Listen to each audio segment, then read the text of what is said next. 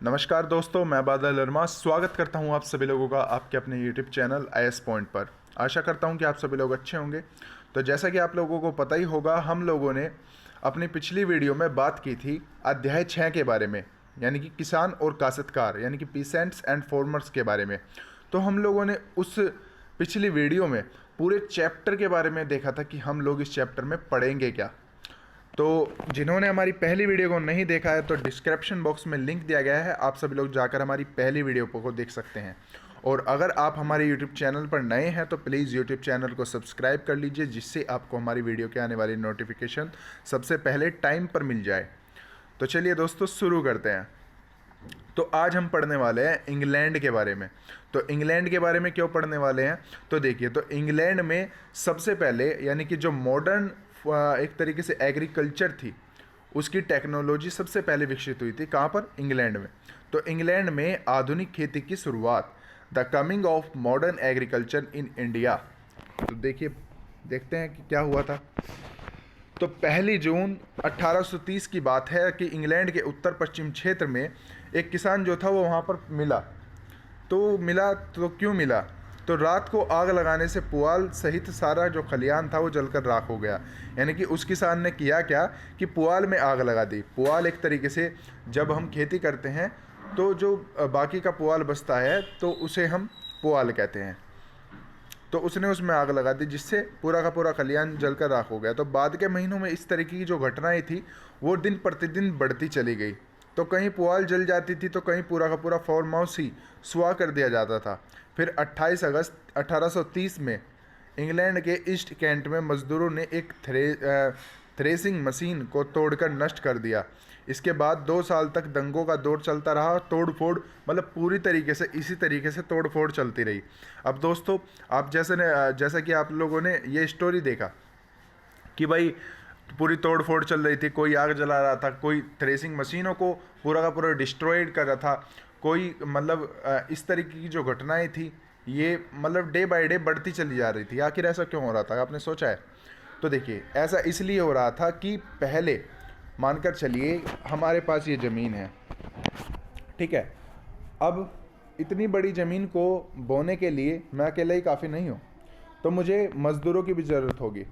तो मज़दूरों की ज़रूरत होगी। अगर मज़दूर इसमें खेती करेंगे तो ये सिंपल सी बात है कि उनको इस ज़मीन का कुछ भाग देना होगा, यानी कि जो इससे उपज होगी या जो इससे मुनाफा होगा, यानी कि कुछ मुनाफा भी इनको देना होगा। और जो इससे खाने पीने की जो उपज की जाएगी, या दाल हो या कोई सब्जी हो, तो जो उपज होगी तो वो मज़दूरों में बांटी जाएगी।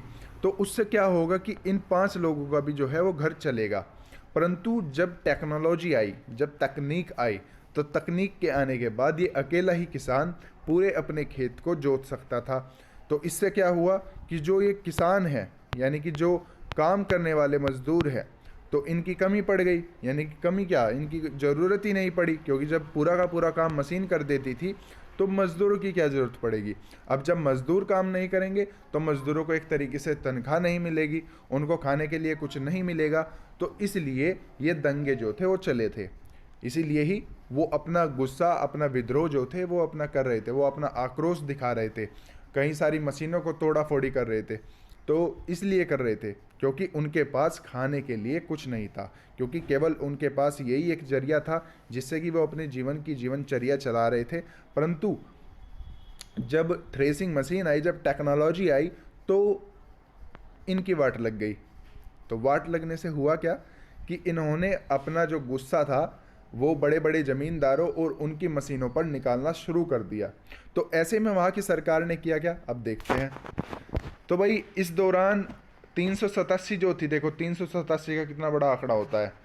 तो थ्रेसिंग मशीनें तोड़ दी गई और किसानों को धमकी भरे पत्र भी दे दिए गए, और मेहनत काश्तकारों की जो रोजी रोटी थी वो छिन गई थी। तो ज़मींदारों को यह खतरा सताने लगा कि कहीं हथियारबंद गिरोह उनको रात में उन पर कोई हमला न बोल दे। तो इस चक्कर में बहुत सारे जो ज़मींदार थे उन्होंने खुद ही अपनी मशीन तोड़ दी। तो देखिए भाई, कुछ लोगों में डर भी बन गया था, क्योंकि ये एक छोटी चीज़ नहीं थी कि भाई खेत फूके जा रहे हैं, कई सारे फार्म हाउस फूके जा रहे हैं और कई सारी मशीनें जो है वो तोड़ी जा रही है। तो ऐसे में सरकार ने जो है एक्शन लेना शुरू किया उन्होंने एक तरीके से जो इस मामला था, इस मामले की तह तक जाना शुरू किया, तो पाया कि भाई 1976 में एक मुकदमा चला दिया गया फिर लोगों पर। तो 9 को तो इस सिलसिले में फांसी पर चढ़ा दिया गया और 505 को देश से निकाला दे दिया गया और 450 लोगों को ऑस्ट्रेलिया भेज दिया गया और लगभग 644 लोगों को बंदी बना लिया गया। तो अब देखिए, तो इन खेतों में मौजूद कैप्टन स्विंग का मिथकीय नाम था। यानी कि कैप्टन स्विंग कौन था भाई? कैप्टन स्विंग ये था कि जब ये लोग, यानी कि जो किसान थे, जो यानी कि जो मेहनत कर कर कमाते थे, एक तरीके से जिन्हें हम मजदूर कह सकते हैं, तो जो किसान थे, तो जब ये विद्रोह कर रहे थे तो ये अपना एक सबूत छोड़ देते या अपना एक धमकी भरा पत्र छोड़ देते जिस पर कैप्टन स्विंग के नाम के सिग्नेचर रहते थे। तो कैप्टन स्विंग एक मिथ्या नाम था, एक झूठा नाम था, एक अफवाह का नाम था, जिससे स्विंग के नाम पर दंगे करने वाले का पता नहीं चला। तो अब हम देखेंगे कि आखिर ये स्विंग कौन था, थ्रेसिंग मशीनों को तोड़ने के क्या कारण थे, किन बातों का विद्रोह हो रहा था, और इन सवालों के जवाब हम जानने की कोशिश करेंगे कि 18वीं और 19वीं सदी के दौरान इंग्लैंड की खेती में कौन कौन से बदलाव हम लोगों ने देखे। तो देखिए, तो खुले खेतों और कॉमन्स का दौर। तो भाई 18वीं सदी के अंतिम वर्षों में 19वीं सदी के शुरुआती दौर में इंग्लैंड के देहाती इलाकों में नाटकीय बदलाव हुए।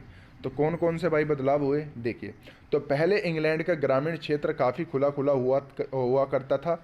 न तो ज़मीन भूस्वामियों की निजी संपत्ति थी और न ही उसकी बाड़ाबंदी की गई थी। तो किसान जो थे अपने गाँव में आसपास ज़मीन पर फसल उगाते थे और साल के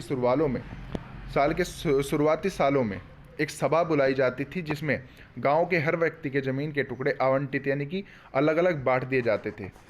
ठीक है, तो इसका क्या मतलब था? यानी कि निजी ना होने का मतलब था कि सरकार की पूरी ज़मीन होती थी, इसमें कोई भी, मानकर चलिए, इसमें कोई भी एक प्राइवेट ज़मीन नहीं होती थी, यानी कि कोई प्राइवेटाइजेशन नहीं होता था ज़मीन का। तो एक सभा बुलाई जाती थी, तो उनमें इसके ज़मीन के हिस्से कर दिए जाते थे। तो इस तरीके से हिस्से कर दिए जाते थे जिसमें अलग अलग किसान जो है वो अपनी ज़मीन को उगाते थे और अपनी जीवनचर्याओं को चलाते थे। तो देखिए किस तरीके से क्या होता था।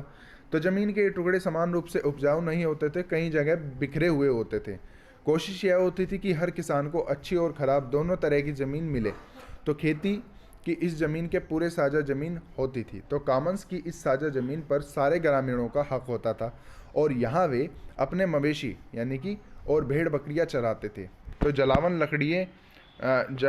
लकड़ियाँ बीनते थे और खाने के लिए कंदमूल फल इकट्ठा करते थे और जंगल में वे शिकार करते थे और नदियाँ तलियों से मछलियाँ पकड़ते थे। और गरीबों के लिए तो यह साझा ज़मीन जिंदा रहने का बुनियादी साधन थी। तो जो ये ज़मीन एक तरीके से जो बैठक करके ये ज़मीन गरीबों को दी जाती थी, तो उनके लिए क्या थी? मानकर चलिए कि ये कोई गरीब व्यक्ति है और ये गरीब किसान है, तो उसके लिए तो ज़मीन एक उसके जीने का, जीवनचर्या का एक पूरा का पूरा स्रोत थी, क्योंकि इसी से वो अपना परिवार और अपना पेट पालता था। ठीक है ना। तो इंग्लैंड में कुछ हिस्सों में खुले खुले खेतों में और मुक्त साझी ज़मीन की अर्थव्यवस्था 16वीं सदी में ही बदलने लगी।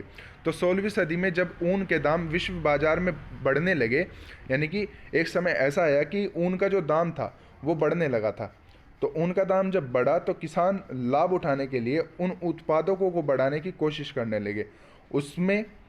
उसके लिए उन्हें भेड़ों की नस्ल सुधारने और बेहतर चारागाहों की आवश्यकता हुई। तो चारागाहों की आवश्यकता कहाँ होगी? एक तरीके से बेहतर चारागाह कहाँ होंगे? जहाँ पर बेहतर फसल उगती होगी और जहाँ पर ज़मीन जो है वो उपजाऊ होगी। तो अधिक उपजाऊ ज़मीन में ही एक तरीके से बेहतर चारागाह उनको मिल पाएंगे। बंजर ज़मीन में तो बेहतर चारागाह नहीं मिलेंगे। तो इसीलिए उनका जब दाम बढ़ा तो जो किसानों के पास जो भेड़ बकरियाँ होती तो उनके लिए उन्होंने बेहतर चारागाह ढूंढना जो था वो शुरू कर दिया। तो ज़मीन पर झोपड़ियाँ डालकर रहने वाले ग्रामीणों को उन्होंने निकाल कर बाहर कर दिया और बाड़ाबंदी खेतों में उनका प्रवेश निषेध कर दिया और यह बाड़ाबंदी की शुरुआत थी। तो 18वीं सदी के मध्य तक बाड़ाबंदी आंदोलन की रफ्तार काफ़ी धीमी रही और शुरू में गिने चुने भूस्वामियों में अपनी पहली पर बाड़ाबंदी की दी। तो इसके पीछे राज्य या चर्च का हाथ नहीं था, लेकिन 18वीं सदी के दूसरे हिस्सों में बाड़ाबंदी आंदोलन इंग्लैंड में पूरे देहांत में फैल गया और इसमें से इंग्लैंड के भूदृश्य आमूल बदल कर रख दिया। 1750 से 1850 यानी कि इन 100 सालों के बीच में लगभग 60 लाख एकड़ ज़मीन पर बाड़ें लगाई गई। तो ब्रिटेन की संसद में सक्रिय भूमिका निभाते हुए इन बाड़ों को वैधता प्रदान करने के लिए करीबन 4000 कानून पारित किए गए। तो आप लोग 4000 कानून पारित करने का मतलब आप समझ ही सकते हैं कि कितनी एक तरीके से कितना बड़ा एक विद्रोह था, कितने बड़े विद्रोह का एक तरीके से ये सॉल्यूशन निकाला गया कि 4000 कानून इस एक चीज़ को लेकर पारित किए गए इंग्लैंड की सरकार के द्वारा। तो ये काफ़ी बड़ी अपने आप में एक बात है। तो चलिए अब थोड़ा और डीपली समझने की कोशिश करते हैं। तो इस चित्र के बारे में भी हम देखेंगे। पहले हम बाड़ेबंदी को देख लेते हैं। बाड़ेबंदी और कॉमन्स का मतलब क्या होता है, तो देखिए भाई, तो नए शब्द है। बाड़ाबंदी का मतलब होता है पारंपरिक खुली ज़मीन पर निजी बाड़ लगाने की ऐतिहासिक प्रक्रिया। यानी कि जो मानकर चलिए जो सभा आती थी तो सभा में किसी की भी जो ज़मीन थी वो खुद की नहीं होती थी, ये तो बात क्लियर ही हो चुकी है। परंतु जब बाड़ाबंदी लगाई जाती थी तो एक सीमा जिसको कहते हैं, सॉरी काफ़ी ज़्यादा नॉइस हो रही है, इसके लिए माफ़ी चाहता हूँ। तो देखिए, तो जो ये बाड़ाबंदी लगाई जाती थी तो बाड़ाबंदी का मतलब क्या होता था कि ये ज़मीन जो थी एक तरीके से अपना हक एक तरीके से जाया करती थी। जैसे आप लोगों ने डोल का नाम सुना होगा, डोल देखी है कि भाई कई सारे खेत होते हैं तो उसमें एक डोल होती है जिसे हम डोल कहते हैं। ग्रामीण लोग जो है वो अच्छे से समझते होंगे कि डोल किसे कहा जाता है। तो कई बार काफ़ी सारे एक तरीके से विद्रोह भी हो जाते हैं कि भाई उसने उसकी डोल काट ली। डोल का मतलब क्या होता है कि एक ज़मीन का पैमाना होता है जिसमें पूरी की पूरी ज़मीन मापकर किसान अपनी एक डोल खींच देता है। ऑलराइट, तो इसे बाड़ाबंदी कह लीजिए या डोल कह लीजिए, बात बराबर ही है। तो कॉमन्स का मतलब होता है पारंपरिक समाजों में साझा सामुदायिक जल जंगल ज़मीन। तो कॉमन्स का मतलब ये होता है, ठीक है ना। तो अब देखिए इस चित्र में भी हम थोड़ा बहुत देख लेते हैं। तो कैप्टन स्विंग आंदोलन जो था वो 1830 से 1832 के दौरान इंग्लैंड की विभिन्न काउंटियों में तोड़ी गई थ्रेडिंग मशीनें। तो भाई देखियो, तो तोड़ी गई मशीनों की संख्या, तो यहाँ पर आप देख सकते हैं कि पूरे के पूरे क्षेत्र में तोड़ी गई मशीनों की संख्या कितनी है, तो और कहाँ कहाँ पर मशीनें तोड़ी गई। ऑलराइट,